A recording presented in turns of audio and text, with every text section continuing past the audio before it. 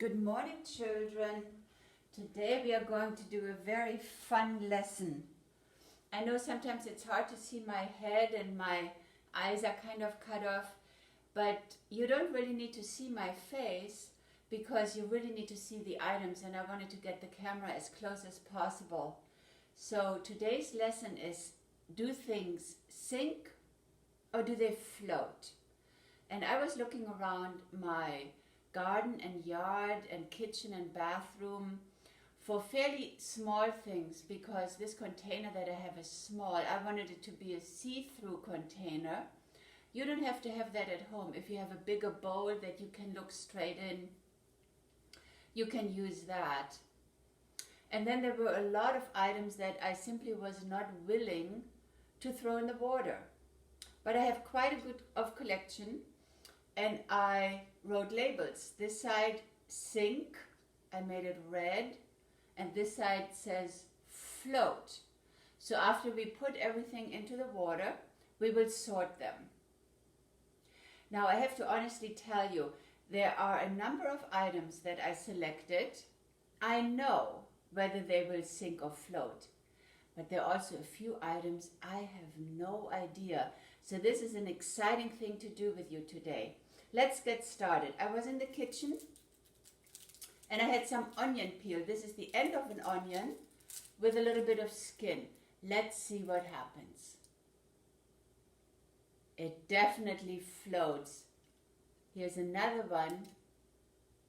It's so light, it barely even touches the surface of the water. I will take this one out so we have room to see. Now there was also a carrot top. I don't know what will happen. Oh, did you see that? It went straight to the bottom and then it came back up to float. Now whether things sink or float depends on the material they're made of and the shape they are. I have some sunflower seeds here. I don't know, will they sink or float? Look at that. Can you see it? Most of them went straight to the bottom, but there's one sunflower seed here that is floating like a little boat. Oh, two. Here's another one. So they do both. Some of them sink and some of them float. This is a twig. I found it under a tree. Let's see if it will sink or float. It floats. I knew it would float, and I want to tell you something very, very interesting. When you go research about the states of Oregon and Washington, I know many of you now remember they're the northwest of the United States. Washington right at the border to Canada, and then Oregon. About 100 years ago, there were lumber companies and farms. And you know what they would do? They would chop down hundreds of trees and then have horses drag those huge, humongous tree trunks into the rivers. And those tree trunks would float down the river for miles and miles and miles. Although they were gigantic trees, they float. And that is how they transported the trees down to the lumber mills to chop them into boards and whatever they needed the trees and the wood for building for.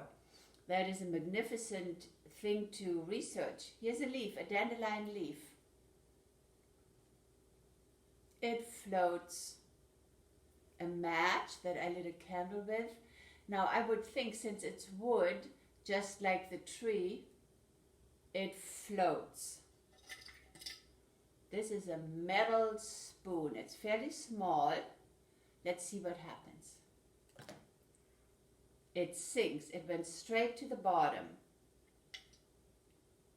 A Q-tip from my bathroom, made out of paper and cotton. I expected that to float, and it did. I have this tiny little vase, very similar to vases that we have in the classroom. Let's see what happens. It floats. Now I would think if this fills up with water, which I will try to guide it to. No, it doesn't want to do it. It doesn't want to sink. Okie dokie, what's happening to the Q-tip here?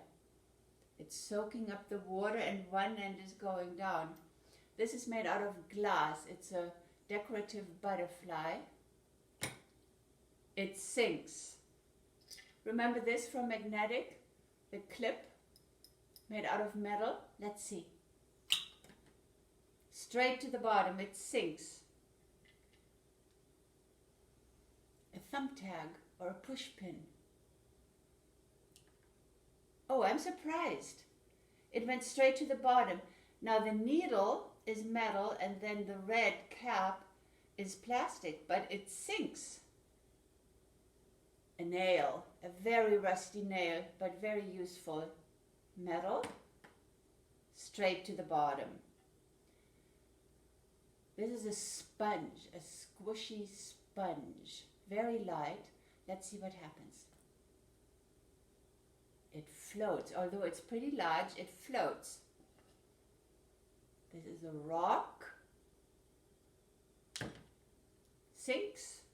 Oh, I have a lot of squirrels here where I live, and they go after the acorns from the oak trees. And this is one of the shells. Let's see what happens. It floats nicely. A dandelion flower. Stays right on top of the water surface. Here I have two finger rings. One made out of glass, one made out of silicone, which is kind of a rubber. Let's try the glass one. Sinks. Silicone. I'm so surprised. I thought it would float. It went straight to the bottom. Now here are two bottle caps. One is made out of very light pot metal and one is plastic. Now I could tip them into the water like this or like this. Or maybe I do it like this. Let's see. The light metal one. Ooh, it went straight down. And the plastic one, although it filled up with water, it floats. Here's a quarter, a piece of money. I would think it will float. Let's put it here at the front. Straight to the bottom. Okay, I'm going to take a quick picture so I can post it on the website. And then we will sort our findings. Okay, let's start with the sponge. The sponge floats. The vase floats. The onion peel floats. The dandelion flower and the dandelion leaf floats. The log, no matter how big, wood floats. This bottle cap floats.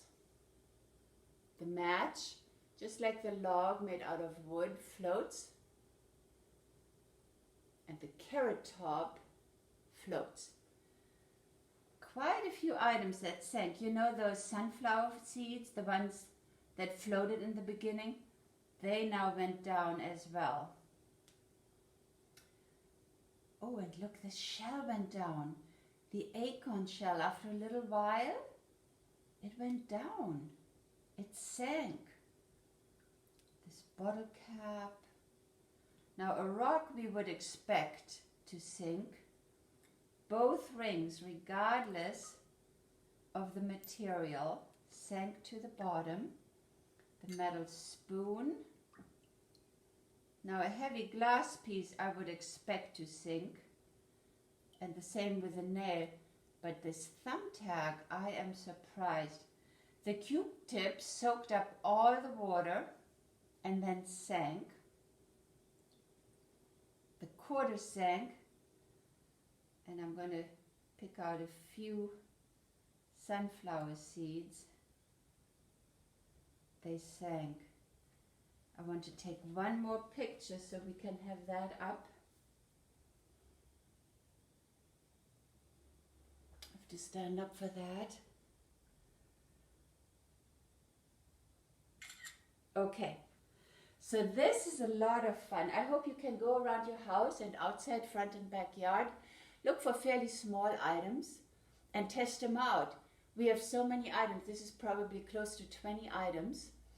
And you can do it over and over again. You can pick completely different items. And I was surprised with quite a few that I didn't know would they sink or float. Have fun at home. Have a wonderful weekend. And I'll see you Monday morning. Take care.